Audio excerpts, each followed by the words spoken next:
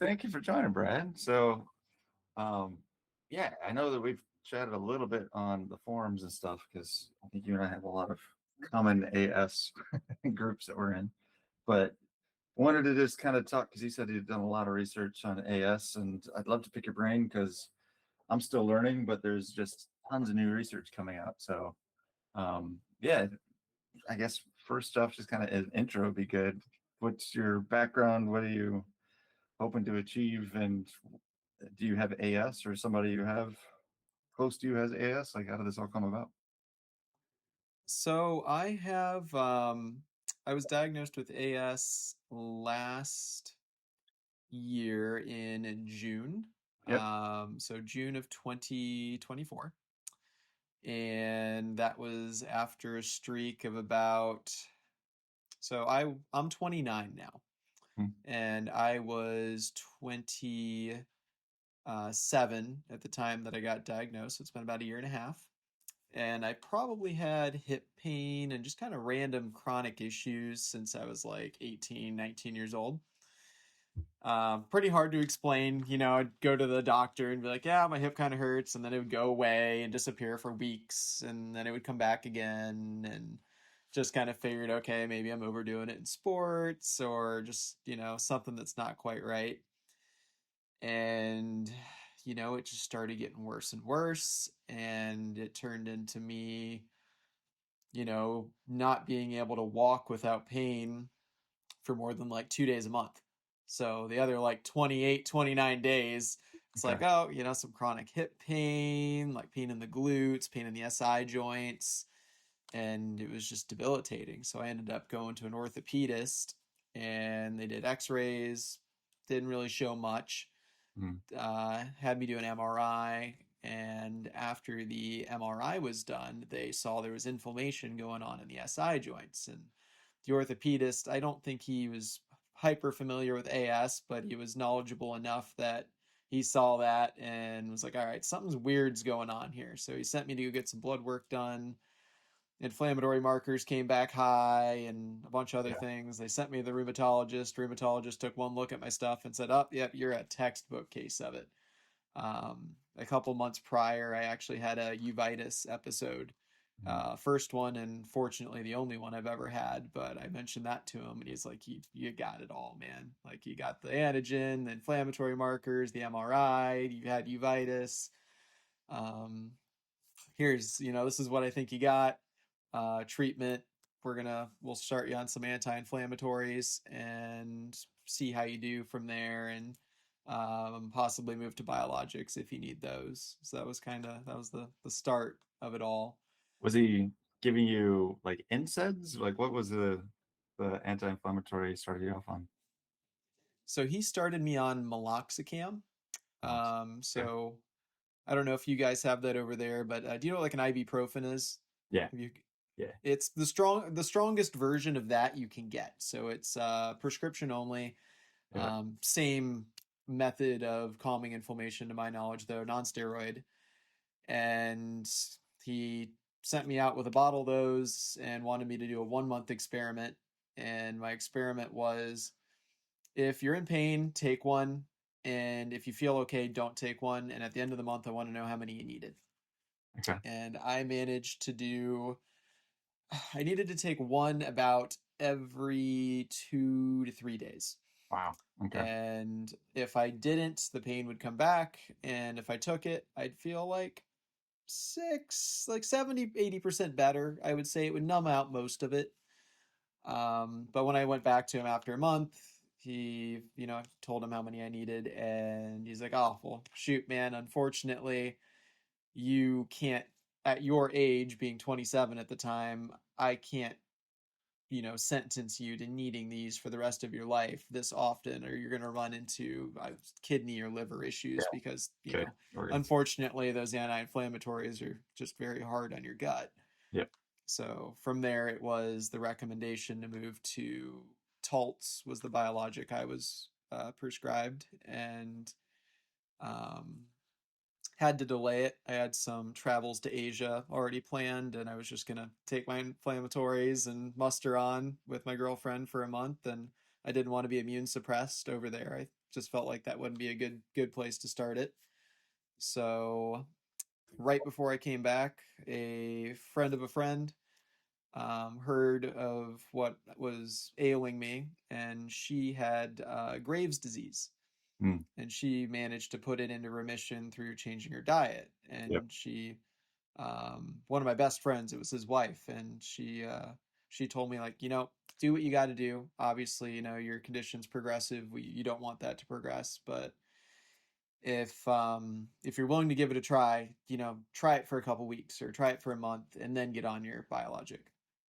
So I hopped on a not even a no starch diet, just an anti-inflammatory paleo-ish diet. So the best I could figure out at the time, I was just piecing it together with, avoid dairy, avoid bread, Yeah. avoid the biggest known offenders, and I didn't take another anti-inflammatory since I started. Within a couple days, my pain was at least plateaued and it started dropping. And I never really entirely went away, but it went away enough to where the light bulb kind of goes off and it's like, there's something here and I don't know what it is and I'm not doing it perfect, but there's something going on and like my body is responding to it. Yeah. So I've continued on that rabbit hole, discovered no starch about 3 or 4 months later, and have been just working on following a no starch diet. I've tried low carb, like carnivore basically. Then I've kind of brought it back and just trying to figure out what works. Okay. So So how now come? we're present day now. Yeah, fair. Okay. So you didn't hear from any rheumatologist about the dietary changes or anything. That was just from a friend of a friend. That's how you just happened across it. Just through a friend of a friend. Okay. Yeah. And when I got my inflammatory markers retested a couple months later after I had gone on to just like an AIP, fairly imperfect diet. Holidays happened, birthday happened. I cheated a little bit. Like I was far from perfect, but my markers went down. They cut in like half, Hmm. which was surprising to me. And I took them to my rheumatologist and I was like, yeah, this is what I did. I didn't start my biologic. I haven't taken my meds anymore. I've just done this. And he looked at me and he's like, well, if you're feeling good, like, I don't think you need to get on your biologic then. Don't be scared of taking anti-inflammatories. If you're in pain, take one. But, if you don't feel you need it, don't feel forced to. Um, he never really asked about what kind of diet I was doing. I just said I made some dietary changes. Unfortunately, there wasn't much curiosity, which can be a little That's so disappointing, but that's very disappointing. Um, but okay. I haven't seen him since. For better or worse, one of these days I actually need to go do an MRI just to monitor progression. But Yeah. um, yeah, there was no real interest. Even my general doctor doesn't really give a whole lot of interest in what I'm doing dietary. Like my cholesterol went a little bit elevated after I started doing a higher meat and Yeah. saturated fat diet, which got my doctor's attention. But yeah, they don't ask too much about what I eat. I don't know if it's a thing in America where if they're not um, trained to be a dietitian, maybe they're just not allowed to talk about food from a liability standpoint. Um, a little bit. So I've been in the States. I've been here in Australia, and it's a very different skill set. So oftentimes the standard of care is what you're taught from what I've learned from other doctors. Because I used to be in healthcare IT and I used to be around doctors all the time. Yep. They're kind of forced into this narrow path of this is what's been validated. This is the best case scenario because it's what's gone through medical trials and clinical trials. And this drug is best for this purpose. And this is how it will work for the global general population. So Yeah. that's what they're used to doing. So they kind of say safe because there's a huge litigation culture in the states, malpractice, everything else. But Yes. if you give them something that doesn't help and is outside the standard care package of things that we say, when you have this, this is the drug that you get. That actually sets them up to be like potentially sued. So a Yep. lot of times, And nobody wants that, no, especially in the States where yeah, they can get you for a lot. yeah. And it's frustrating because I had the same experience here in Australia too, where I went to 4 different GPs and 2 rheumatologists, and all of them are like, you might have it, but you don't have enough markers for us to give a definitive yes or no. So we're gonna Yeah. probably say, like, sorry, but just take some NSAIDs or something and figure it out yourself. So Yeah. after I spent, What's your diagnosis? Because from what I've read, from what I understand, you have AS oh, I have so much. and possibly even a cancer diagnosis. I think I've seen you talk about. Like Yeah, you got a whole suite of things that you're walking a tightrope with. yeah, it's been interesting. So my whole thing started when I was a kid. So I used to live in Kansas City, and we used to get big snowstorms, and it Oh was wow. so My cold. girlfriend's brother lives in Kansas City. Yeah. Um, Yeah, I've been, just not during the winter. it's it's not exactly the nicest if you don't like cold weather. I was never a big fan because I'd go outside and my hands would start to hurt. And I just thought that that was a normal thing. Like I didn't understand how everybody was like making snowballs with their bare hands because my hands Yeah. would physically burn. It felt like I had wiped chili oil all over my hands. And then when I came inside, it was, I now know it's almost like rheumatoid arthritis. I would come in and my hands, I literally couldn't bend my knuckles because everything hurt. And if I put my hands in front of the fire to warm them up, it would shoot pains up my arms. So that was the first Oh thing. And then wow. in my 20s, I started getting these like little brown spots on my fingers in the wintertime when I was sleeping. And I was like, oh, maybe I have a bed bugs or I got some kind of like critter or bug that's biting me. Went in and he's like, no, that's you've got hypothermia. You have spots of hypothermia on your hands. I'm like, I've been in bed. Like, how do I get Yeah. hypothermia from sleep?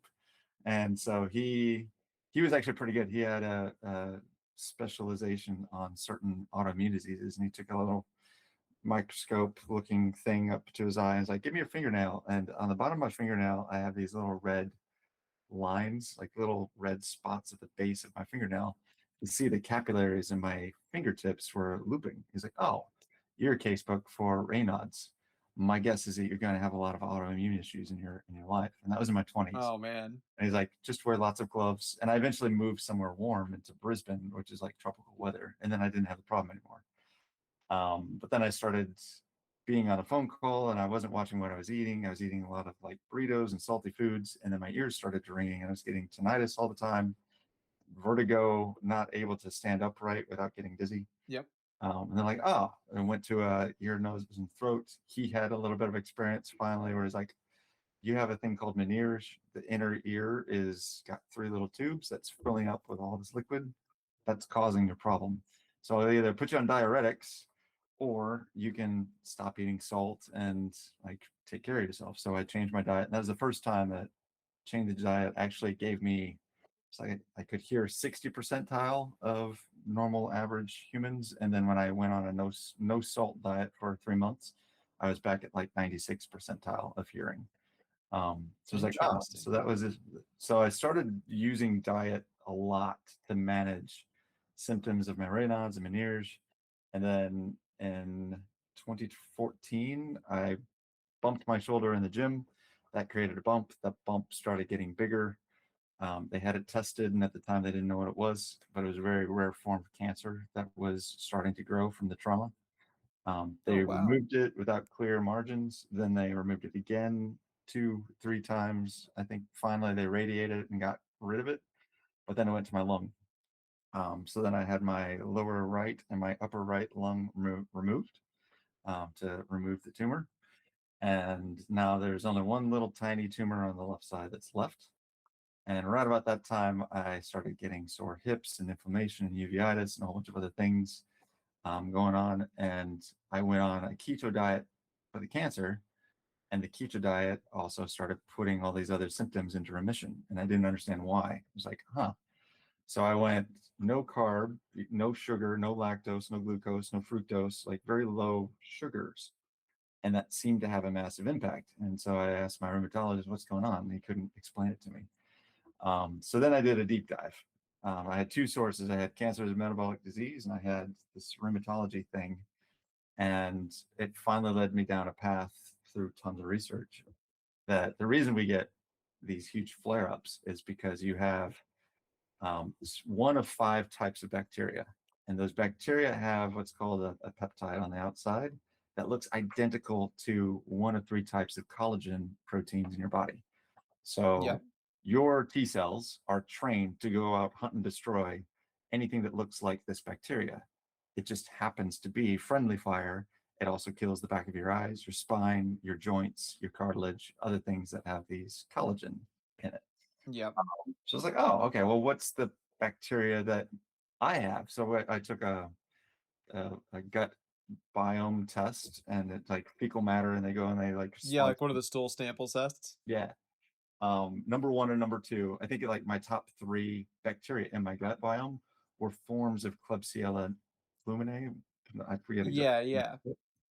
And I was like, all right, well, do I take an antibiotic? And the doctor's like, there isn't an antibiotic for this one. It's super resistant to just about everything. So Yeah. unfortunately, it's just part of your gut biome now. You're just going to have to deal with it. And you usually pick it up from hospitals, which makes sense because that's where I worked most of my life. Yep.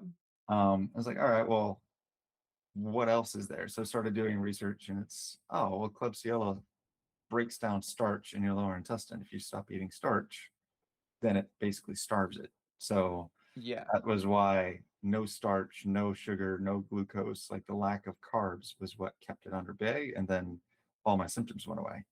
But I think that that's a big area that's now starting to become well known, that like they've just created a certain antibody that goes out and finds all the T cells that react to that certain peptide and kills them off. And it's like 4% Yeah. of all of your immune T cells.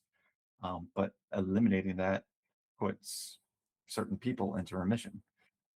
So they did it for one person, and they give him the antibody that kills off the T cells that are rogue, and then that cured him for like 4 years, and he only needed like follow-up shots every other quarter or so. When he started feeling a little bit flare up they'd go and they'd give him another Yeah. injection and kill off all the T cells that are reacting, and then that was it. It's like, okay, Well, well, now it's there's, better than the current options. yeah, yeah. Instead of suppressing the entire immune system, they go in and they razor tune. This is the one type of T cell. This is the thing that is causing the most problems for people with AS. Let's just eliminate that one. And so it's a little bit more razor tuned. It's like a drone strike instead of an atomic bomb on your gut health.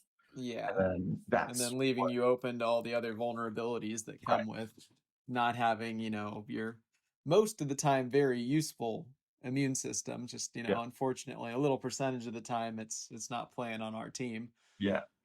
And so that was where I was like, okay, well, somebody's got to know about this. So I started like joining all these groups and looking at all the ankylosing spondylitis stuff, and then even went to Reddit. And every single group I was in, all they're talking about is the biologics and the drugs, and like nobody talks about the root cause. So it's like, yeah, Yep. you're treating a symptom, right? Your flare ups and the things that are happening to you is a cascade of events. You throwing a biologic on it is just covering it up, but if you go back to your T cells are reacting to bacteria, get rid of this bacteria, your T cells would eventually die off after like a 21-day period. You recycle through those. You'll have less and less memory of that thing happening. It's the same reason why we lose our immunity when we get a vaccine booster. Eventually, your immune Right. system kind of like forgets about it, right? And it doesn't really stay with you as much, depending on what it is. But I found that in about 3 weeks, the flare ups would go away. And if I didn't have the bacteria there reminding it, it would eventually kind of like taper off. Yeah. Um, So how are you doing now? I'm, Now that you've like you're where I guess how long have you been on your journey, and yeah, like how are you doing now? I guess that you've been on your journey for a while as far as diet goes, but yeah, I I guess did. Well, I started it because I needed to do some like serious life changes for the cancer. Because every 6 months, the cancer was right. coming back, and I'd have to have it surgically removed again. And I was like, I'm really getting tired of going into surgery every 6 months to have some other body part hacked off of me. So I'm like, Yeah. I'm over it. So what do I do? So I started the keto diet 2 years ago. and I have not had a flare up since.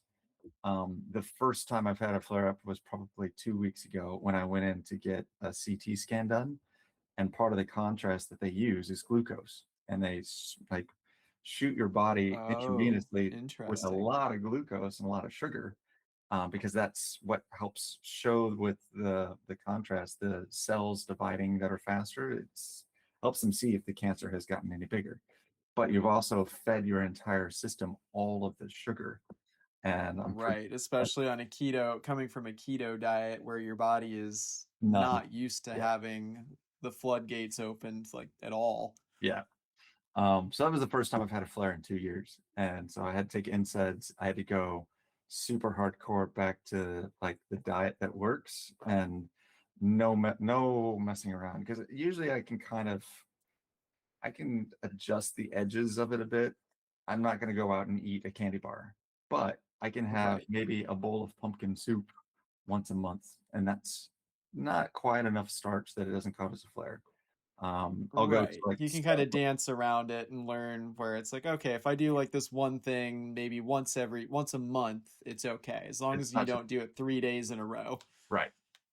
Like I can do a wrap from Subway. I can't do a sandwich. I can't do the bread, but I can do a wrap, or I can do something kind of in the healthy vein. As long as it's stuffed full of vegetables, it doesn't tend to flare me up too bad.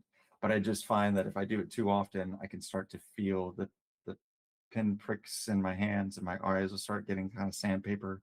Like that's my first Yeah. warning sign. Like clean it up, stop it. Like all right, got it. I need to like buckle down. Um, so the thing that I found was carnivore works at the start, and then it starts to really causing havoc later. So I went carnivore, and I was eating that for a bit of time. You get a huge flare because all of the stuff, all the Klebsiella or the bacteria that needs carbs and starch die off, R- and then all of that Right. stuff is in your body, and your T cells are cleaning it all up for a little while. The downside of carnivore is because you are only feeding bacteria that like meat, like you kind of experience your cholesterol is going to go up, but you're also going to kill off most of your gut biome so that you have less competition. So I Right. think that for me, it was you can eat meat, preferably for my cancer. I don't eat a lot of red meat. I do like fish and chicken for the most part. You can do other stuff Interesting. like Why no red meat? Does it red meat. does it interact poorly with cancer? It for me, it was kind of inflammatory. I just didn't feel quite right. And there's a Gotcha. lot of like research that shows that there's carcinogens in certain processed meats like bacon and stuff like that, and it's just not Right. it's not worth the risk. So I was like, all right, so I cut out all deli meats, all bacon for the most part, just like got rid of things. I might have a steak once a month, but for the most part, Gotcha. it's fish and So you'll do chicken. like an unprocessed raw red meat on occasion, like a steak or some ground beef, but Yeah, for all the the most part, processed meats, unfortunately, just have so much room to have random stuff in there yeah. that But it's with not worth it. the trick, I think the biggest thing was nobody talks about high fiber. So instead of me just eating whatever I Right. wanted, I really focused on how many vegetables can I fit in first. So my diet is always eat your vegetables first, eat as many as you can, get full on vegetables. You can have meat kind of towards the end. So broccoli, lots of stuff that salads, tons of kale salads and that kind of stuff. That's usually what I'll start with. And then when I finish with a bit of protein, if I'm still really like jonesing for a dessert, I might have some yogurt with some berries in it. I might have something like a 90% chocolate square, something that tricks my body. Anything is to add chocolate, but it's not really. Yeah. And that typically does it. So that's the approach and it's just full keto, very low on the red meat, but high on the fish and chicken and tons of green vegetables. And yeah, for 2 years, haven't needed to touch insects and feeling like normal. So Amazing. And did you have issues? So you said you did carnivore for a little while, right? Did you have issues when you brought the fiber in the vegetables back in? Because that seems to be kind of a trend with a lot of people, is once it's gone for too long, once you bring it back, it seems like there's an adaptation period that There is. takes place where It takes your a little bit. body's like, oh, what's all this green stuff? We haven't seen this in like a year. Like your body will adapt, but your first 3 days are pretty rough. One other thing that I do for cancer, because as a metabolic, the theory now with a lot of cancers is it's the mitochondria that die off, and then you have the zombie cell that needs ATP, but its fuel center is gone. So what does it do? Well, it turns back into a primordial version where it was fermenting sugar. So that's why most cancer cells have uh, malfunctioning mitochondria that doesn't produce ATP. So then the cell starts pulling in things outside, which is your glucose, fructose, all this stuff. And then the byproduct, instead Right. of taking in O2 expelling CO2, is it takes in sugar and it expels lactic acid. And the lactic acid tricks your brain into saying, oh, this part of your body is really working hard because that's what happens to your muscles. Like, oh, so much lactic acid buildup. Let's send in more blood cells. Let's build more muscles and veins around it. Let's support it so that it can grow bigger and stronger. Well, cancer cells are expelling all this lactic acid too because they're fermenting sugar. Yeah. And then your body's like, oh, let's go support it. Let's make it grow. And it's like, Yeah, it's that's just not a a great idea vicious either. cycle. Yeah. So sugars are a death sentence if you're on cancer, and they found all of this stuff through research, but it's just not really like most of this really new research for cancer and AS and all these things. It'll be 17 years on average before it becomes the full scope of all right, and this is now the new clinical path and the way that we're going to treat these things, because it takes a really long time to convince the medical conglomerate that this is a better way forward. So yeah, unfortunately, like there's drugs right now that they're using in clinical trials, stage 2 clinical trials, putting in the antibodies, and they're seeing massive impacts with certain groups of people. But my theory is it's the people that have the Klebsiella gene that their T cells are working for. If they have like Salmonella or E. coli instead, it's probably not going to work as well. Still has that peptide, but Right. that's not going to have the same probably impact. So my big thing was like, all right, well, there's 5 bacteria that your T cell confuses with the collagen in your eyes and spine. We really need to work on getting rid of this bacteria in your gut. And if we can't get rid of it, we need to crowd it out. And when you eat tons of fiber and vegetables and things that the good bacteria like, you can diversify and make that the focus. And then it kind of crowds out the bad stuff and keeps your T cells from Right. picking up on it. So, So of all of the you said there's like five main bacteria that seem to agitate, I guess, AS in a sense that they share the peptide that our T cells are after. yeah.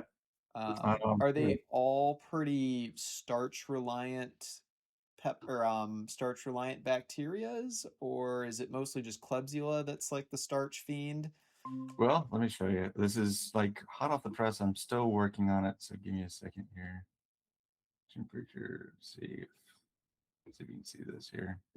I'm still building this out because it's a bunch of research that I've had to do on different Yeah, I've medical also trials.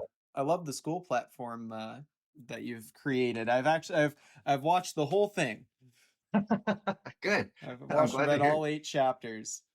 This is probably the chapter that I'm dropping in the next day or two. But this is the 5 bacteria that mimic that T cell that has that extra little search, that key that we keep talking about that is searching for. These are the 5 that have that. So you've got your Klebsiella.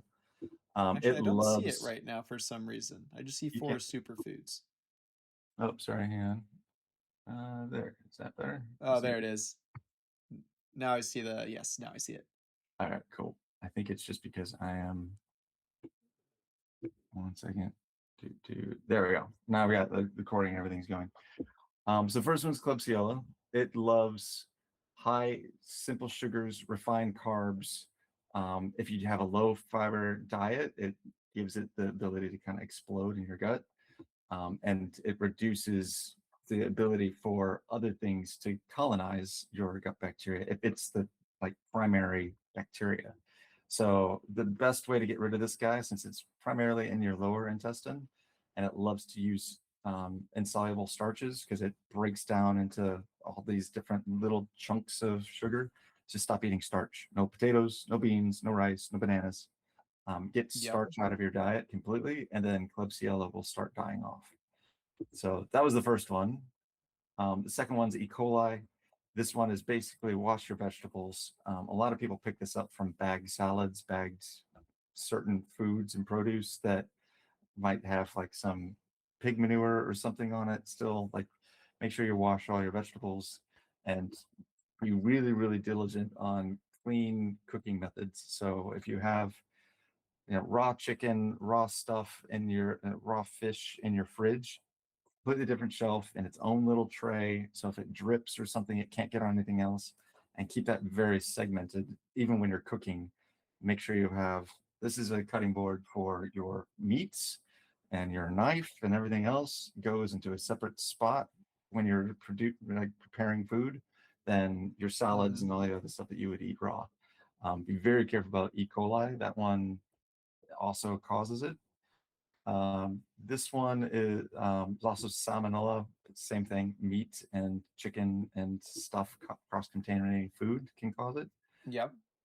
Um, Shingilla, I'm still kind of researching a little bit. It's a new one to me because I don't know it all that much, but it seems to be a lot of contaminated food and water. So if you're going overseas and you're not quite sure about the water, this is like Montezuma's revenge. China has a bunch of like problems with their water system not being the cleanest. This is probably where you're gonna get Right. this kind of stuff. Um, and the Interesting. less savory thing, also certain like acts in the bedroom. Be careful where you put your mouth. So Right. yeah, I won't go much in more into detail, but yeah, just be careful of like where you're picking that up. And then Yersinia, this one was infection from usually undercooked food like pork, especially. So make sure that you're cooking your pork to the temperature that's not like raw. You also need to be kind of careful of any meat that's super rare, like steak. I always cook everything to at least a medium level now. I don't have anything that's bloody, and that tends to keep this guy out of my system. And the last one isn't really a bacteria, but it does have the peptide. So this one, of course, use protection. Don't get this thing. Chlamydia. Mm. Interesting. Yeah. So it's not a part. It's not. It doesn't live in your gut. It's actually this little like infection that goes into a cell and it uses other cells as a host. But you have to use antibacterials to get rid of it, and then that destroys your gut biome. So those are kind of the main Interesting. five that share that YEIH peptide that can have an effect on your T cells starting to flare up and starting to attack your body. I was like, oh, interesting. So this came from a research paper because they actually reverse engineered what is a T cell looking for. So they took all of these people that had flare ups, took the sinusoidal fluid. Sorry, I'm not a medical guy, but they basically extracted from the joints that were inflamed in the eyes all the fluid, and then they ran it through a process to see what is the bacteria that share this peptide, and those are the top five that they found. It's like, oh, okay. Well, now we have a Interesting. game plan. Most people don't realize that they have Klebsiella because it's super easy to pick it up, and there's not really anything against it. Like, it lives in your lower intestine. For the most part, it's harmless for the wide variety of populations, just people that have HLA-B27. And some people that are even negative, they're sensitive to it, and their T cells confuse it with actual health Interesting. parts of your body.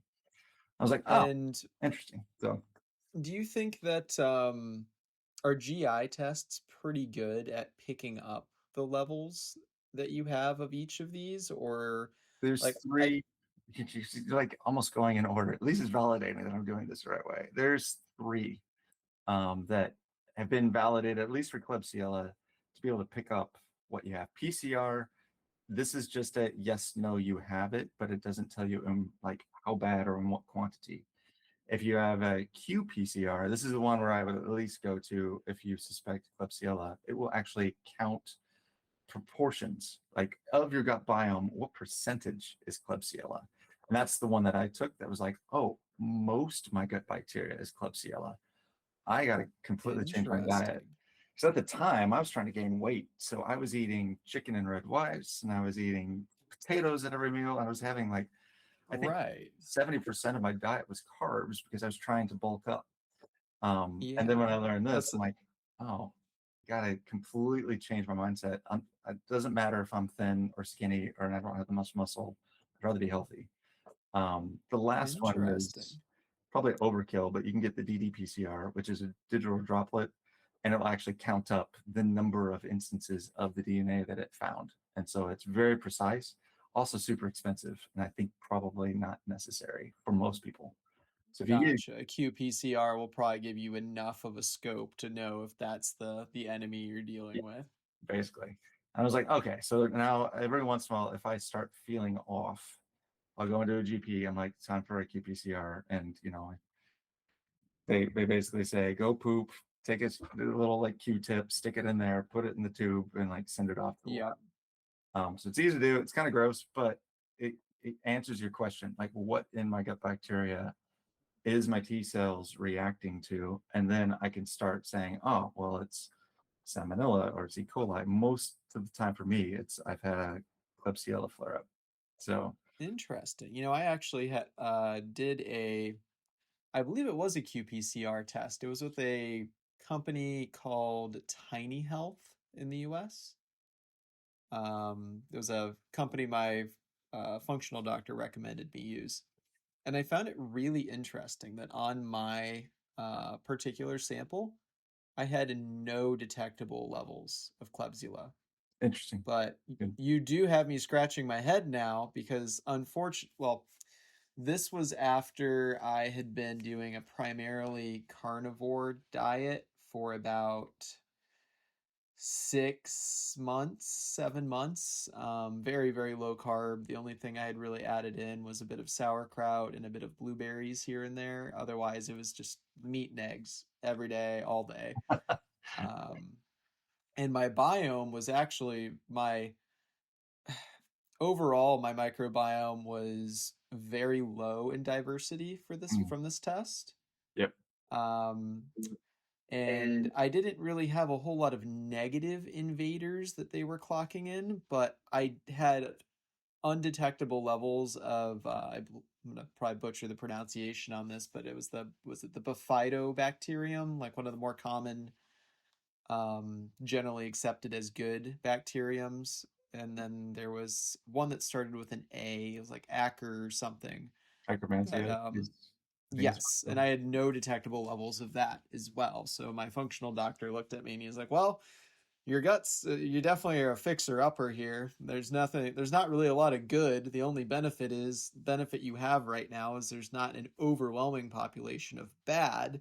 them. You just kind of have like a whole lot of variables, a small percentage of, well, an elevated percentage of histamine producing bacteria, which I found interesting as I actually became more histamine sensitive this year than I had been in the past.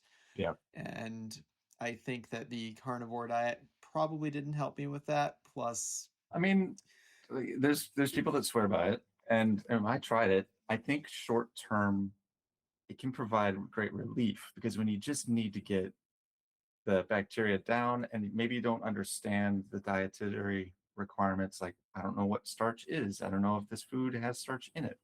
It provides a very easy way to eliminate the bacteria that you don't want. right, Long term though, I think that's what happens, like what you're describing is you lose all the beneficial stuff. Like now you're down to only the things that want to eat meat. If you do have something invade or you have a slip up and you go to a birthday party and you have a piece of cake, it's just opportunistic. Like there's nothing there, so weeds will grow everywhere because you don't have a whole lot of stuff taking up the ground that you've like laid there. So right. I would say Yeah, short term, if you want to get out of a flare, go for it. Your bacteria probably aren't gonna like completely die off on a short stint. But if you do it for like weeks and months at a time, then you're starting to cause this problem where, all right, well, now you're making yourself more susceptible because you don't have competition. You don't have things crowding out Yeah. bacteria that are coming in. I was like, That oh, seems to be a very common trend among people that, well, at least among all the anecdotal cases you'll see where people do carnivore for a while, the sensitivity seems to be a growing problem, even though it's protective in its nature because there's not a lot to disrupt the system coming in. It just, it starts becoming more and more fragile. So now I've actually pivoted now, and partly because of your school program also kind of gave me some more, context. I guess, confirmation, if you will, that I've got a very not so diverse microbiome. And unfortunately, that also comes with, it's not as simple as just adding in a ton of fiber either. No, From what I've seen, unfortunately, though I've seen quite a few, well, a couple studies that your body's reaction to fiber seems to greatly rely on how diverse your microbiome is. yeah, And the less diversity you have there, the more likelihood that fiber is going to cause some upset. or constipation. And Yeah, yeah, so Black for hole. me, I've gradually added in like asparagus as my recently tolerated green, and it seems to be doing okay. Mm. But I do like 5 spears of it a day. It's not like I'm throwing in an entire pack of it, and it has to be gradual. Your stomach, the first day, my stomach was kind of gurgling, and you could tell like something's going on down there. And now it seems to be acclimating. Like there's way less noise. The bloating's not really there anymore. Um, but now comes the monumental task of balancing the act of, do we add more, fiber, so prebiotic, or do we now need to start looking at probiotic to start having the crew down there to actually take all this apart? And it's that's kind of where I don't know if there really is a clear path other than individual experimentation on trying to add those bacterium in, and then also It's a good, feed them what they need and try to yeah. populate everything. It's an interesting question. That's one I'll have to take away for research because it's one I've actually wondered. Because when I when I have treated cancer because I had something growing, one of the ways that cancer as a metabolic disease they teach you is do a 5-day water only fast, and the reason is your cancer cells, because they can't make their own ATP and they need sugar to survive, you basically Right. start starving. The other cells can flip into using ketones from your liver, and it can use that as energy, as fuel instead. So you'll like lose weight like that because all of your fat stores are just like burned up. Yeah. So not the greatest if you're trying to gain weight like I was, but if you're trying to get rid of a cancer, your normal body cells are fine. They're going to be okay. But the other thing that it allows your body to do is start doing this repair.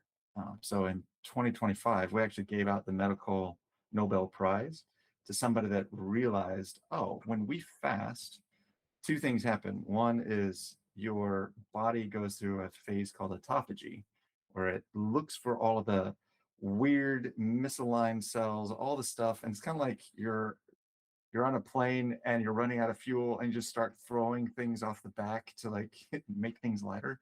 Your body does similar thing where it's looking for anything that looks weird. Cancer cells are usually these big, enormous blob cells, and like, you look tasty, let's cannibalize you. So it actually like will treat those and start using them as fuel.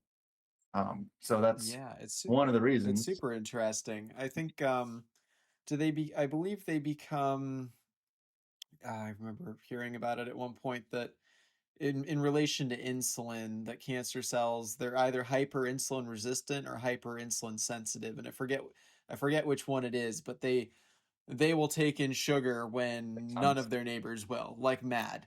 six And I times the think they amount of found most in other cells.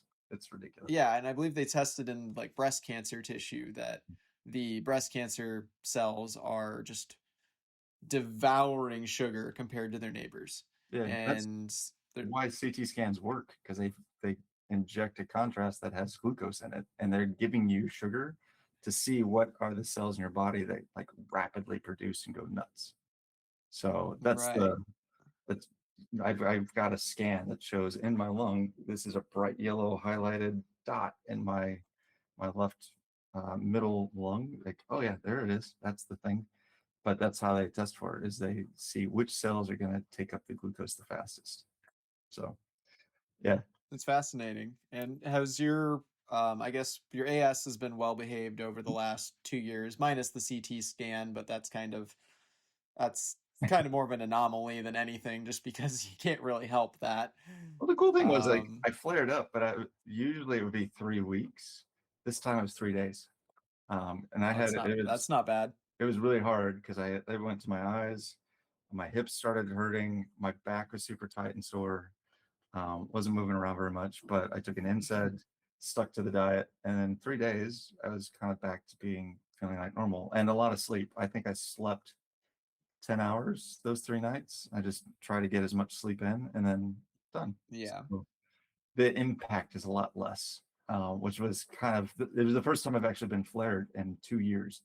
I was like, oh, that was so much easier than I Yeah. remember. So Yeah. Forgot how fun these feelings are. yeah, I was like, oh, I don't miss this. But yeah, for the most part, the AS has been under control. The cancer, because I was still having sugar and I was still having treats and stuff like that. When I finally gave it all up, I'm like, no more sugar. I'm done with it. I'm done with sugar and carbs and starch, and I'm just gonna go hardcore on diet. My cancer now is 2 years. Then I have to get quarterly checks. It has not grown for 2 years on the where it is in my left lung. So now I'm Oh, like, that's all right, amazing. well, I could stop it. Now can I shrink it? So that's my next goal. But That's the doing all next this piece of the research, puzzle. like, kind of sucks that I'm the only person that seems to know about all this stuff in the forums. So I'm like, guys, yes, you take biologics, take your stuff, do what your doctor tells you to. But when they say eat what you want and diet doesn't matter, absolutely ignore that advice. That's the opposite of Yeah. what you need to do. So Yeah, I think people get too dogmatic in their approaches to things sometimes, and it's not like it has to be only diet or only pharmaceuticals. Like if you got to do a mix, like do a mix, do but it. Yeah. if you're going to do pharmaceuticals, even my friend who turned me on to the dietary approach, her philosophy was that unless you're doing something ridiculous, there's not really a drawback to dietary experimentation. Like, yeah, I probably didn't do my gut microbiome the most benefits doing a like almost carnivore diet for so long. But on the upside, I learned a lot about what's going on. And it Learn set me up something. on a good platform to now reintroduce and try to build back better. And even if you were to do a much more conservative approach of just doing no starch, cut out the processed foods and just cut the starch for like a trial period of a couple months, you're probably not going to hurt yourself as long as you're eating enough to, sustain your normal bodily functions. And, Yeah. it's not like not eating starch comes with the black label of may cause cancer, like is may lead to serious infection and a whole bunch of other things. Like there's nothing wrong with trying it, even if you do biologics at the same time, for that matter. Maybe the diet takes you from you felt 80% better on biologics to now you just feel perfect. Hmm. Like that would be great. That's a win. Yeah. I think that But yeah. there's no harm, and unless you're like definitely allergic to something, like you know your body. Right. But for the most part, if you want to have spinach and kale and salads and fruits and like tomatoes and berries that are really low fructose and don't have a lot of sugar to them, yeah, go give it a shot. See what it does to you. But Yeah. what I ended up doing is I bought a subscription. There's a thing called Chronic Insights. It's an app for your phone, and you get to actually Okay. define what is the symptoms that I usually feel when I'm flared up. And then I started tracking it because I could not get the doctors to understand just how pervasive and how long this takes me to get out of these issues. So I put uveitis is there, my back is there, I have nerve pain in my hands, like all of my things. I have a huge pile up of these are the symptoms I normally feel. And then on my watch, anytime I feel one, I just mark it on my watch. Hey, I've got uveitis right now. It's been going on for about an hour. And then it will like create a graph of what's going on. And it tells me the time of the month. Is it around food? Was it for a sprint? What was the thing I did around that time? And then I can basically take all those notes, give it to my doctor, and they can't argue. They cannot take my experience and say, oh, well, you're probably just tired. Like for 4 weeks, like this is all the information. Yeah. Does this explain what you're trying to sell me? And most of the time it doesn't. So that was the other thing that I've got to start teaching people is like there's a bunch of different like tools that you can have that tracks your symptoms. Use one and track all Right. your stuff. Take it in with you with the doctor and know what you want them to give you. If you want to get diagnosed, then you probably need to know, well, how are they going to diagnose you? What is the test they're going to use? If you want biologic, then they're going to have to first say that you have AS. You're going to have to get an Yeah. MRI, an X-ray, and all these things to verify it. They can't just do it the first day that you're there. If you're in pain, that sucks. They have a process they have to follow, and you have to be able to like have the data and the tests and everything at the ready, so that they don't have the excuse to say, we'll come back in 3 weeks and we'll do it then.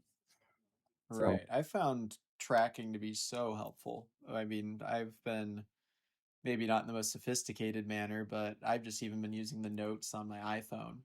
And every day I log what I eat, mm, what I did activity wise, because sometimes activity can be triggering, especially like for me, if I'm like kind of borderline, like, maybe my hip wants to hurt, and then I go do some, play some volleyball, do some sports, and now it just tips it a little bit towards it. But yeah. I log food, activity, every single day. I've been doing it for over a year now. And, I'll even just if people want free solutions, I think I even posted in the No Starch Facebook group that um, hey, if you log your stuff, you can even just take it, copy and paste it into like ChatGPT, for example. And it doesn't need to be your doctor, but you can at least ask it to like, hey, can you find any trends? Like, Mm, it's one of the ways I found that histamine was starting to bother me is, it's like, hey, you're kind of eating like, sauerkraut's high in histamine. Avocado can be a potential histamine liberator. Like pork also can be agitating with histamine.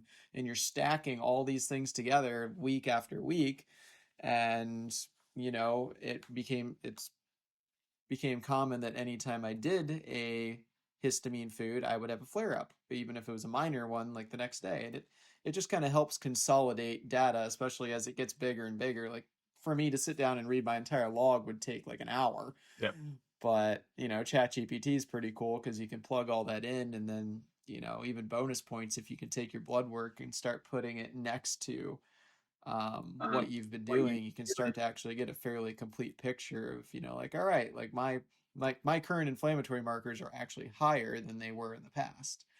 And I think that is due to the lack of fiber I've had in my diet. I think it's been allowing more opportunistic bacteria to have their way, and possibly even the whole butyrate thing as well, which I'm still learning more about. But I'm my even based on my stool test, my butyrate capacity is actually pretty low, Yeah. Well, that makes and it's sense. We don't almost it's have borderline like out of normal range. And I also show signs of intestinal inflammation. It's like, okay, maybe my my large intestine's getting inflamed because there's no food for the bacteria. They're not making anything useful, and it's just a party down there. yeah. And I'm suffering for it. Well, I think yeah, the butyrate is an interesting one because a lot of people that are on carnivore, they're not going to produce it because butyrate comes from fiber and starches and the non-soluble foods that we eat. That has to Yeah. get broken down in the lower intestine because the stomach and the small intestine, they soak up most of the fast fuels, the carbs and the sugars and stuff like that. And it's the stuff that, all right, this really needs to be worked on. That goes to the lower intestine. And it's the butyrate that basically feeds the bacteria in your lower intestine when it starts breaking down those starches and those fibers and stuff. But there's actually a really good video that I've just added from CSIRO that walks through all of the different types of parts of the digestion system. And in the lower intestine, this is what happens to starch. That's Yeah, I think is it on your live course right now? yeah, yeah. I just added it. I'm Yeah, I like, oh, think this is I think awesome. I saw it as very interesting actually, because it's cool to see how it all slowly filters off, and then really all that's left seems to be insoluble fiber by the time you get to the large intestine. Even the soluble fiber seems like it wears off by the end of the small intestine, and maybe a little bit makes it into the large intestine, but Yeah. So I think it's a lot of it's people mostly the tough stuff that makes it to the end. Yeah. If you're only eating meat, then you really don't have anything that's creating the butyrate at the tail end. So that's what I was like, okay, I think for me the trick was you can have protein. I prefer like fish and chicken for me that works, but other people want Right. pork and whatever. Yeah. Or like Um, eggs or just, whatever floats your boat. that's fine. But then you still have to have foods that are high in fiber and low starch. So like that's going to be your green veggies. That's going to be cucumber, zucchini, like anything that's carrots, celery, stuff that you can make a soup out of that kind of Yep. hold firm. That's the stuff that you want. If it turns to mush, then it's probably going to be a little bit more starchy. So Right. And do you get concerned with losing the benefits of fiber, say like if you cook your vegetables fairly thoroughly? So like say if you you had, in my case I eat asparagus, or you had some celery and you steam it until it's soft.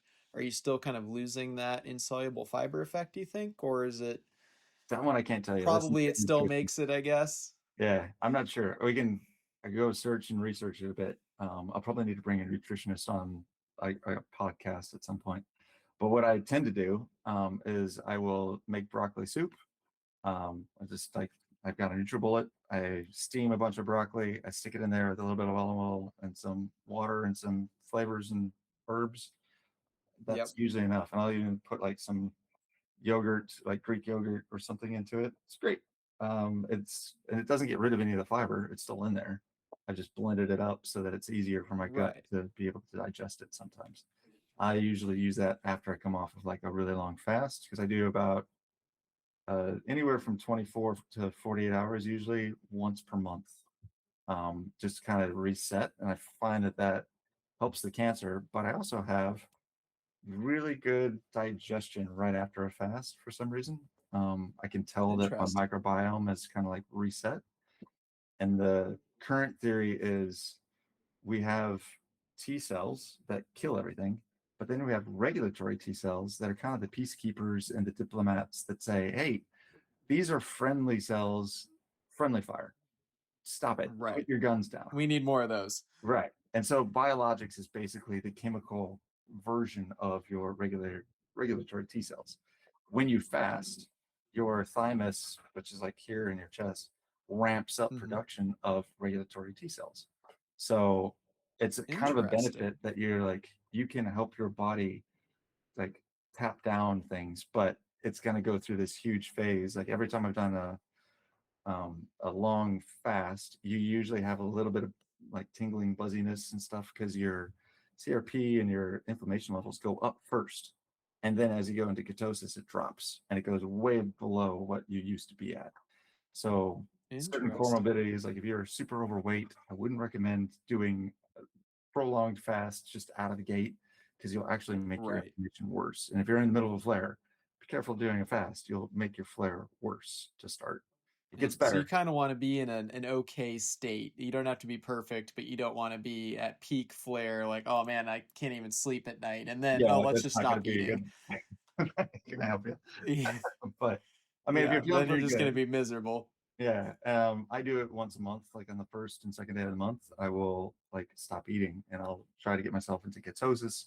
I do it for the cancer benefit, because, like I said, all of your ketones are what your body starts using as fuel. But the benefit, I Right. think that it also is there, and I've found in research, is it actually reduces your inflammation levels. I was like, oh, And that, during your fast, do you do any like bone broth, meat broths, or anything like that? Or you basically just water, maybe some salt, and then uh, that's it?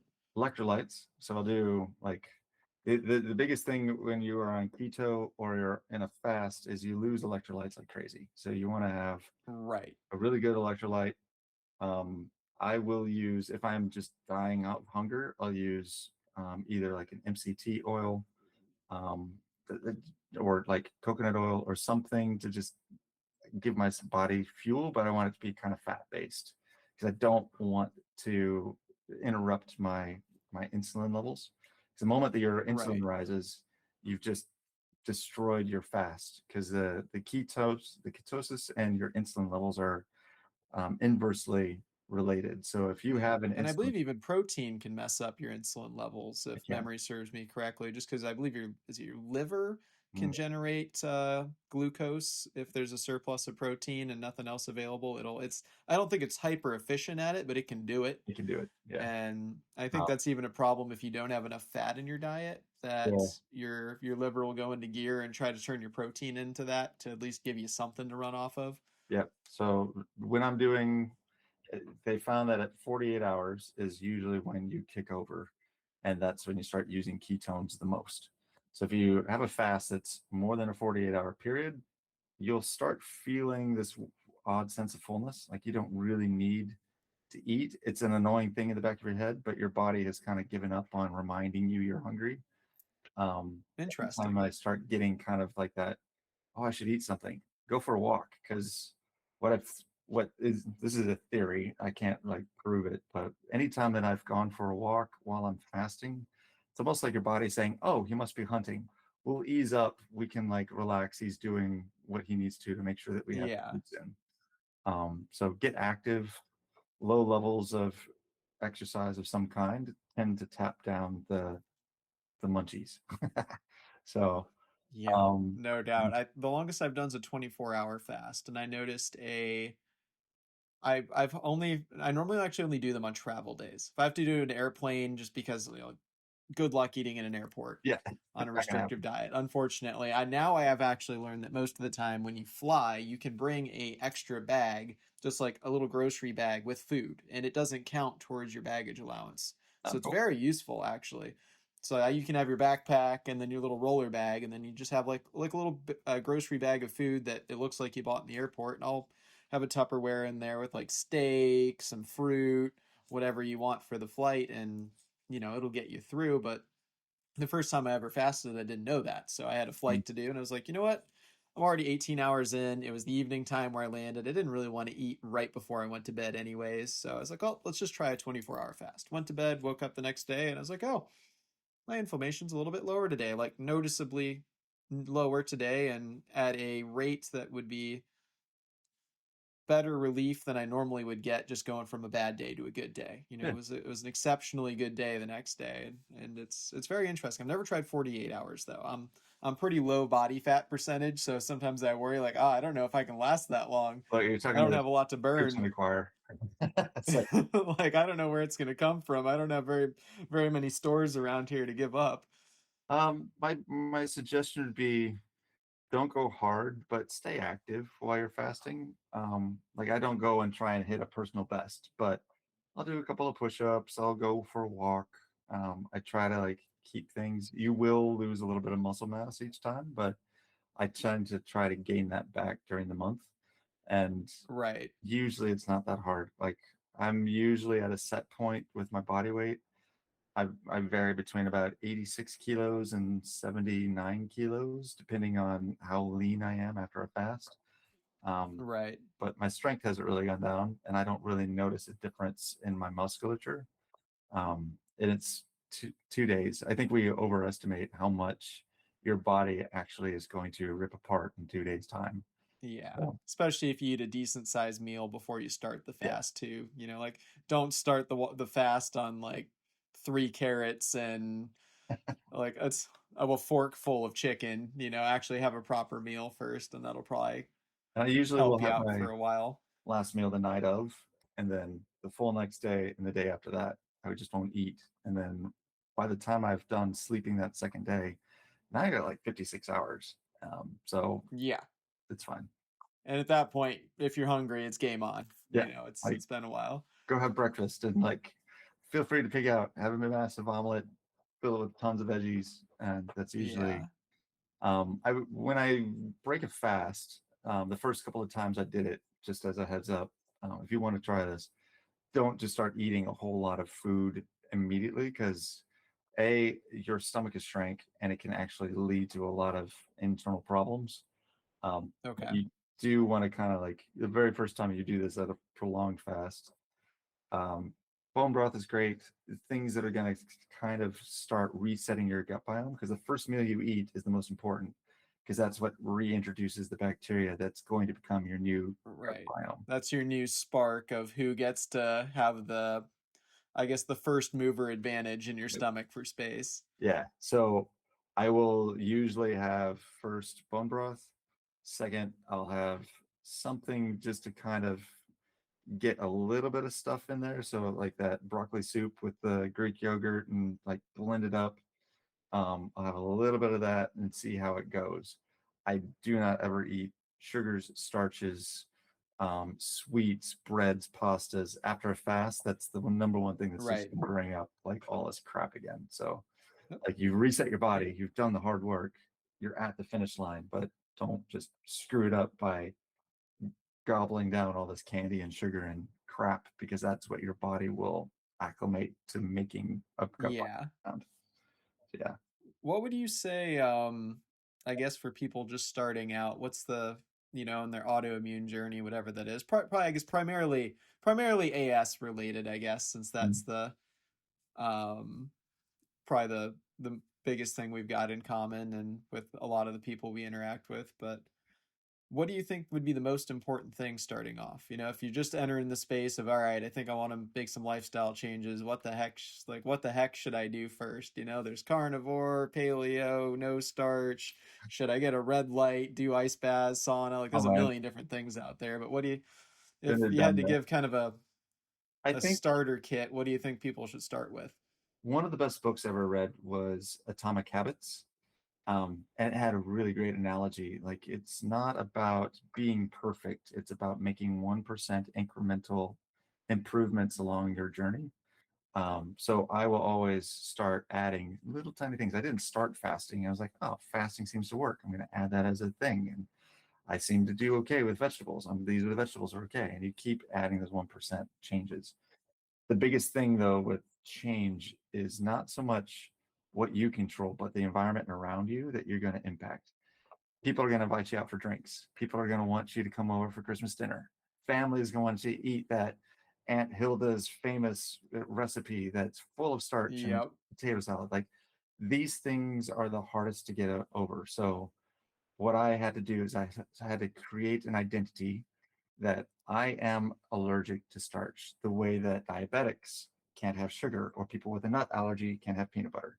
So for me, it was identifying this is for the rest of my life. I can't really have starch. It's feeding a bacteria that is harming my body and it's going to put me in a wheelchair and blind me if I don't do something different.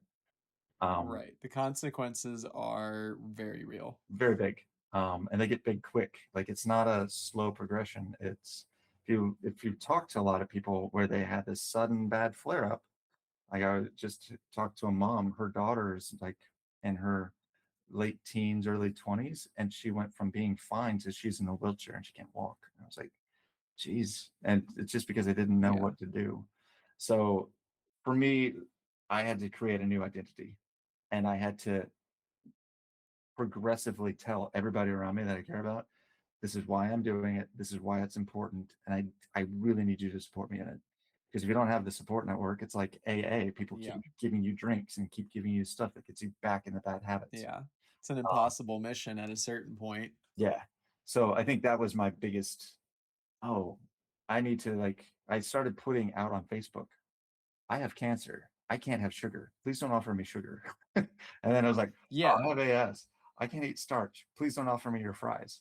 Like I had to kind of Yeah. educate Please don't people. make me mashed potatoes Right. for my birthday. And if if Like, I if I tell you no, I can't eat something, it's not because I'm turning my nose up at it or I don't think your recipe's good enough for my palate or whatever you're coming up with reasons in your mind. The reason is I'm allergic. And it can actually yeah. like cause me great amounts of physical harm if I eat it. So I'm sure it's lovely. Would love to try it and taste it.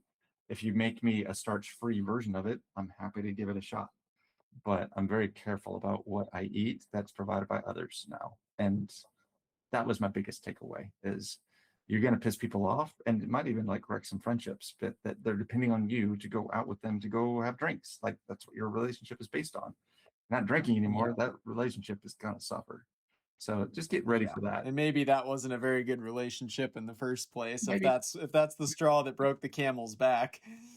but yeah, I think that was my biggest aha moments. I lost a lot of like friendships that were probably not the most healthy, but I'm better for it because I've Yeah. had to like do my own path. If you really want a diet to start from that really kind of set me on the right path, I would use London AS first. London AS is super great at you can eat meat, you can eat veggies. It's high fiber, low starch.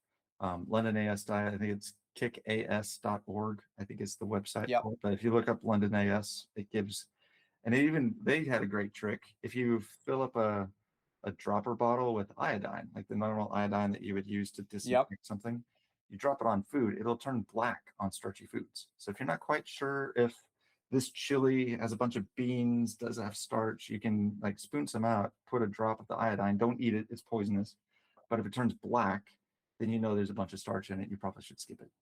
Yeah, Um, that's been an invaluable test for me, even for testing like supplements, for example. yeah, yeah, Which, to be honest, I haven't had the most luck with many supplements out there. It just seems like real food always treats me better. yeah. But even supplements, you can pop if it's just a capsule, you can take it, pop it open, pour it on a plate, and then put iodine on it, and you'll find out right away if Real there's quick. starch in it or not. It normally doesn't take long at all, especially if it's a higher starch supplement. It turns black or blue immediately. Yeah. So that was and they got really great tips. If you want recipes, Starch-Free Feasting has an entire section where you can say low, no starch, and it will list.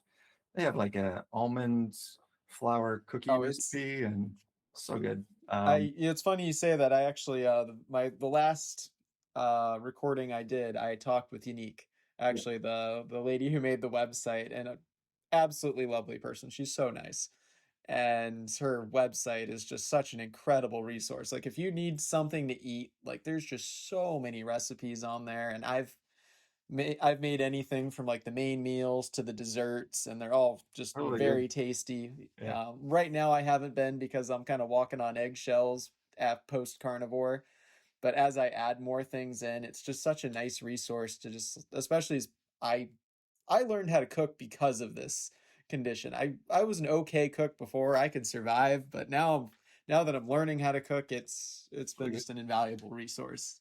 The last one is when you're having a craving for something, find an alternative version that is safe that gets rid of the craving. Because usually when you start to binge, it's because you're really wanting that piece of chocolate or you really want spaghetti or something. What I've found is you can trick your body into getting rid of the craving, but using a friendly version to what you need. So instead of having pasta, I'll go and you can buy these konjac noodles in the store. And it's basically a Yep. konjac root, but they taste almost identical to pasta, but there's no starch.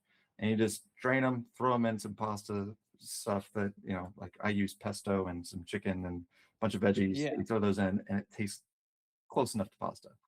When I want, Yeah. I'll have to check them out one of these times. I haven't had a pasta-like dish in, over a year now, yeah, so it'd be nice to scratch the itch every now and then. yeah. And like I don't do it every day, but every once in a while, I'm like, I really want pasta. Or my wife is like, can we have pasta? I was like, yeah, sure. But that's the noodles I'll use. And she doesn't mind because she doesn't really tell the difference too much. Um, Yeah. if I want chocolate ice cream, I will go grab some Greek yogurt. I'll grab some cacao, a little bit of monk fruit drops because those are like sweetener. And then I'll take frozen blueberries and stir it up in a bowl. And kind of like this chocolate blueberry yogurty stuff. But the frozen blueberries will actually freeze the yogurt into something similar to like ice cream consistency. I'm like, Oh, okay, that's pretty it's, cool. it's close enough to chocolate ice cream that I can get around it. And then I don't Yeah. have those cravings anymore. My girlfriend, she recently, for my birthday, she found a recipe for, do you know what a meringue is? They're like Mhm. these little like fluffy little pastry kind of like things. I never really had one before in my life, but they're a very low ingredient thing to make. You can make them with just egg white, and then you can flavor them with whatever you want. So she used honey for me. Um, two ingredients though, baked them up, and they were great. And I went to just a couple days ago. I was with her family for a Christmas dinner, and they had their dessert and I had that. They already know my issues with food and stuff, so they're not judgmental at all, fortunately. And it's such a huge thing to just be able to sit there and eat a sweet Yeah. with everybody else and not just be sitting there like twiddling your thumbs, being like, all right, I hope you guys are enjoying your dessert. I'm just going to sit here awkwardly and stare at you. Like, you have something to eat. And it's just, once you scratch that itch, even if it's not the same, it's so helpful. It Yeah. gets you through all those weird social situations. And now your diet has way less resistance. Yeah. So that would be my last point is like, you're going to have cravings and it's okay to scratch the itch, but find something that is appropriate and is not going to put you in a flare. So use Right. substitutions that can get you close enough that you can convince yourself that you've had what the craving was for. So those are my Yeah. three big ones that I think really helped transition me into being able to do this and stay to it for 2 years now. And Yeah. had the biggest impact on flares. Yeah. And I hope that content like this, like the school platform you're working on, like, Unique's website, the No Starch Facebook group, I hope they continue to become more popular. Like, that's one of the reasons I just wanted to start have sharing long form content with active people in the community who are trying to learn more and create better solutions for people. So, it makes it easier to stumble upon this information. Yeah. Like, even for me, being in the dietary space, somewhat, it took me like 4 months to stumble on No Starch. I really had to kind of dig, and then eventually I found it. I don't even remember how I found it, but And maybe it was London AS or something like that. And then I found the Facebook group, and I was like, oh, there's a whole thing here that most people aren't aware of. yeah, And maybe a lot of this could be very life-changing information for a lot of people. I think the And problem is there's a lot of contention with, like, if you go to the London AS, they'll say, yeah, but all those research articles are from like the 1990s, and most of that's been like disavowed, or they've come up with other alternative theories that have completely annihilated it, and it's not true. And like, there's a lot of back and forth on, okay, well, what is the science behind it? And that was where I was like, there's got to be science. Like, I can see that it's working, but why? Why does it work? And so yeah, then when you start looking in just the last 2 years, the amount of new medications and technologies and things that they're using to prove why this works, that has not come out yet. So if you post these things to Reddit or to Facebook or to certain groups, you're going to get so much pushback because people don't know why, but they know that their rheumatologist told them, oh, that's been discredited and yeah, disproven. Like, not exactly. Like, this particular thing, yes, it's not always Klebsiella. You don't always have to be HLA-B27 positive to get AS. Like, these things that yeah, it was reporting on back in the 1990s, sure, but there is science there and it's evolved much further than what most people realize. So that's where I put this up, because I was like, I don't think people understand when they're saying no, it doesn't work. It wasn't it's completely gone. There are pieces that had to evolve to wrap the theory yeah, so it still worked. And I was like, nobody understands the new science. So let's start putting a space where people can start training up so they understand why this works. And then maybe some of those arguments will go away. But yeah, I'm with you. I found it on accident because I was just yeah. listening to a podcast like this one. And it was on Spotify, and it was like the sixth episode in. Somebody said, oh, I went on a starch-free diet and it fixed it. Oh, And wow. I've been in remission ever since. I'm like, what? What is that? Like, nobody mentioned no starch, except that one episode is what changed my life. And then like you, I found the no starch diet on Facebook, and then I started like going into the weeds, but I went a little bit further. I'm like, people keep telling me it doesn't work, but it does. Why? And then that's where all of this new information has started to come up. I want to Yeah, provide it somewhere free for people to read. And when they go to their rheumatologist or their family and they don't believe them why it's working, they have all of the studies and all the information at their fingertips to be like, and this is why. So, yeah, I feel your pain. That's why I started this thing. Yeah, no, I think what you're doing with the school platform is amazing, and I think it's definitely the most consolidated source of information revolving around this that I've seen by a considerable margin. And I like that you put in the entire digestive system like from square one through there. It's not jumping to super granular nitty gritty stuff right away. At least it starts with an overview to kind of give people an idea of like, hey, like this is what's the grand scheme of things. Here's where it went wrong. Here's where it went wrong, especially for us.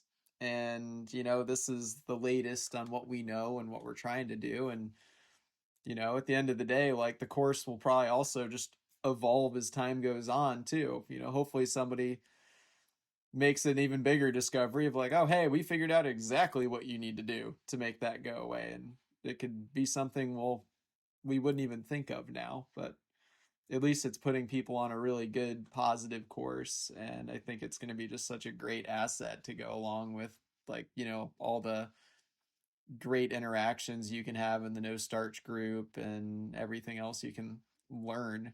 Well, the technology is like this idea that, oh, well, it's our T cells that are attacking not because of genome sequence, because of a peptide shape of that protein and that peptide that's on the surface. Like that is having implications in a lot of other areas.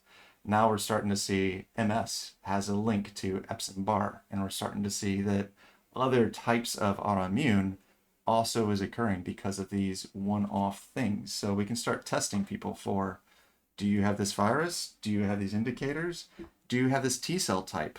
Let's give you an antibody that removes this T cell to see if it puts you in remission. Like it has such, and even to cancer, like there's wide ranges to being able to use this system for cancer. Like it's really exciting. Like in 2 years time, when some of these things start coming up and becoming drugs that are available to the public, oh man, it's going to change lives. I'm so excited. Especially with AI as well. Hopefully, as it continues to improve, it'll just help us organize and understand more. And I, I'm very optimistic for the future of chronic disease. I think it's going to be a good thing, and in a way, I feel lucky to have.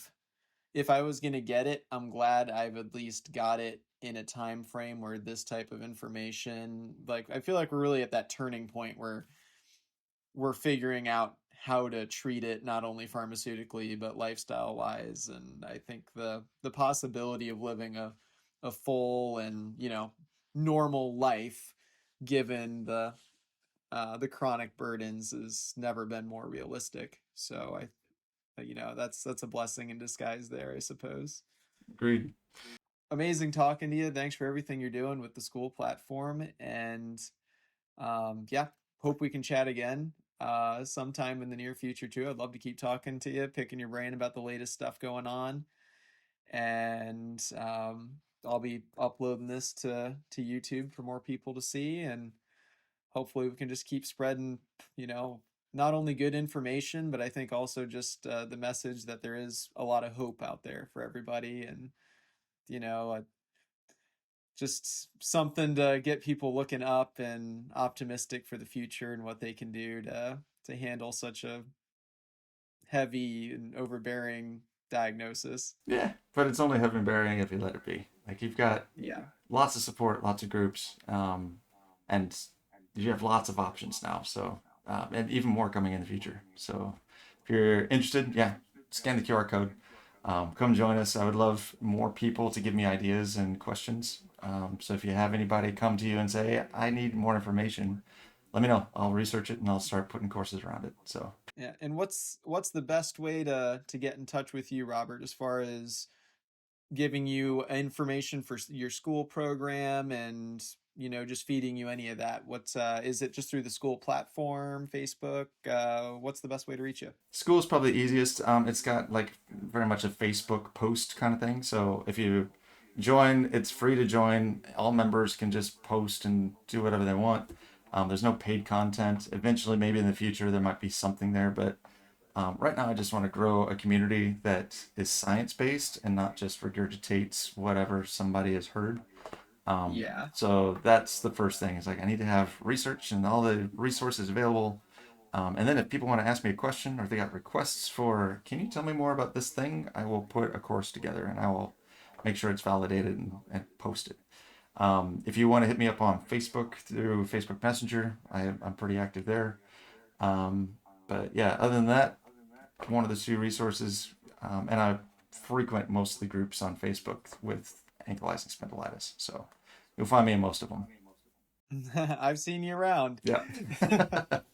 But awesome. Well, thank you so much, Robert. Great chatting with you. And yeah, let's do it again sometime soon. Sounds good. Thanks, Fred. Appreciate the time. All right. Take care, Robert. See you.